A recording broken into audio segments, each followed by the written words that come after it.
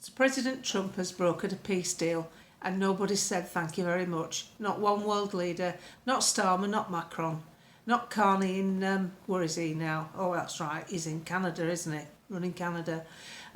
Good luck, Canada. They've gone full weight communists as far as I can see. I mean, the rights that they've had taken away is beyond belief, and it's happening across the world. But the thing is, typical here in Britain, we're pushing back at an incredible rate as the Reform Party take more and more councillors after the Tory conference. Now, a lot of people are saying that, Kemi gave a good speech. Did she? Was it that good? I didn't think it was that good. In fact, I switched off halfway through. She's got a good voice. She could probably do like Disney cartoons and things.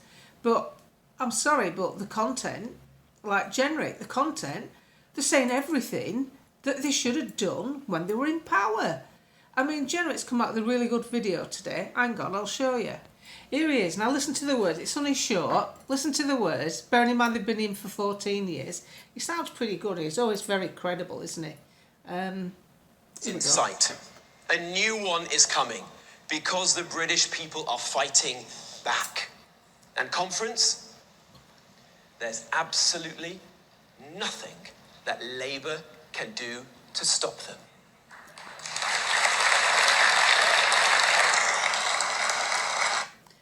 Yeah, but the thing is, they're not going to back you because you had 14 years to put this country right and all you did was dilute conservatism.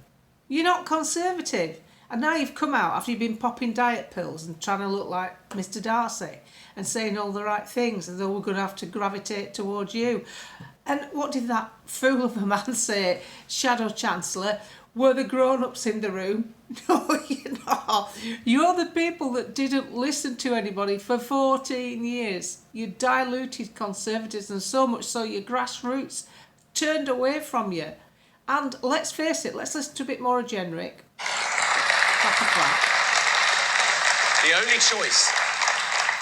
only choice we have is whether we have the spirit to fight with them.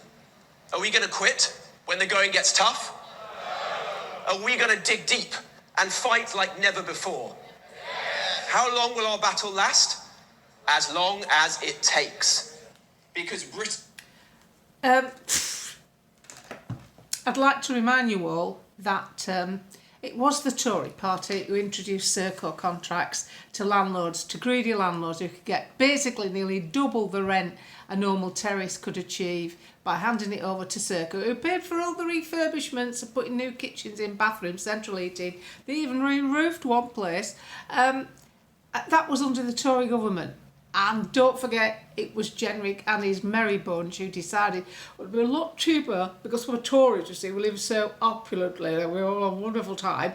But bearing in mind, Generic's house has got its own Wikipedia page. It was the Tories who decided to put them in hotels. Yes, we'll put migrants in hotels because it saves actually building anything. It's much more cost effective, especially when some of the hoteliers have been former Tory backers and are struggling a bit because they've let their residences go into shitholes and it needs an awful lot of money spending on it. But why do that when you can hand it over to a government contract who'll tidy it all up for you afterwards? Whoopie-doo. I'm sorry, Robert, but you're saying all the right things at all the wrong times, along with Kemi Badenoch. She sounds good, she looks good, smashing lass. But no, you don't convince me, you know Margaret Thatcher. What I want from politics is someone who hasn't let me down yet. And someone who's been saying the same thing constantly for 20 years. You know where I gravitate to at this moment in time, because something's been created that these characters cannot comprehend.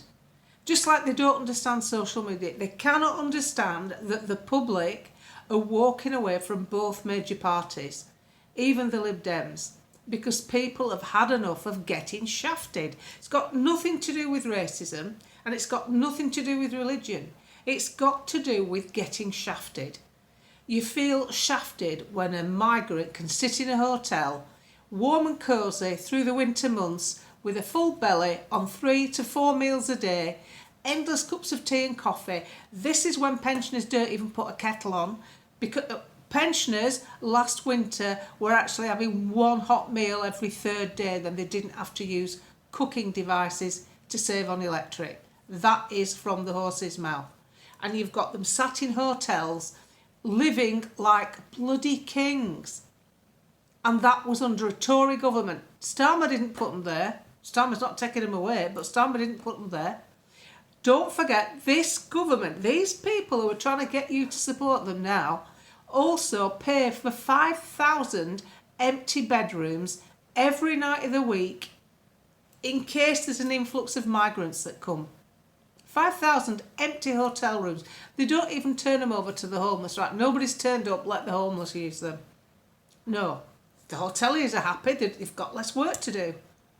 How is that even any sense at all? So, whilst they're telling you they're going to stop the boats, they're actually paying for 5,000 empty bedrooms in case an influx of migrants turn up. That is still ongoing. And that was under the Tory government, not just the Labour government. So when I see Robert Jenrick and when I see Kemi Badenoch, they can yakety yak all they want. They will never, ever, ever get my vote again. They delayed Brexit, they buggered it up.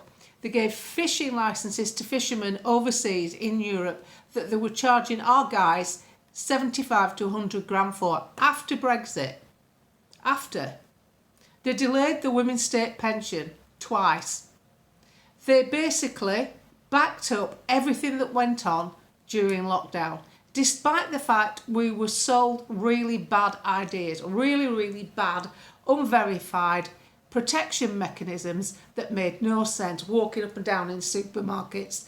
The 6 foot rule, what was it, 2 metres, who made it up? Or you need a mask on to walk in a pub and you can take it off to sit down and eat. Madness.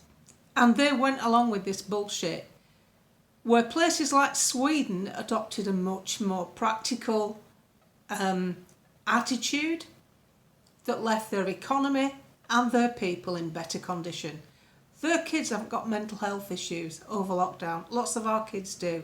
Mental health is through the roof at the moment. There's a lot of people depressed. A lot of people don't even know how to go to work because they were born just as school leavers when the country was locked down. There's so much that the Tory party have been responsible for. We can't blame it all on Starmer, but we know Starmer's not going to make it any better. So I'm sorry, as far as I'm concerned, we are done. Me and you are done. I'm interested to see what you say on the thread regarding the Tory party. Thank you, President Trump, for being the catalyst, the middleman that's got the common sense to see peace is the only way. I hope he has the same success with Ukraine. The Ukraine war's over. Ukraine has spent. These people have been treated abysmally by both sides. My heart goes out to the people of Ukraine. The politics stinks. Anyway, let me know what you think about the Tories on the thread.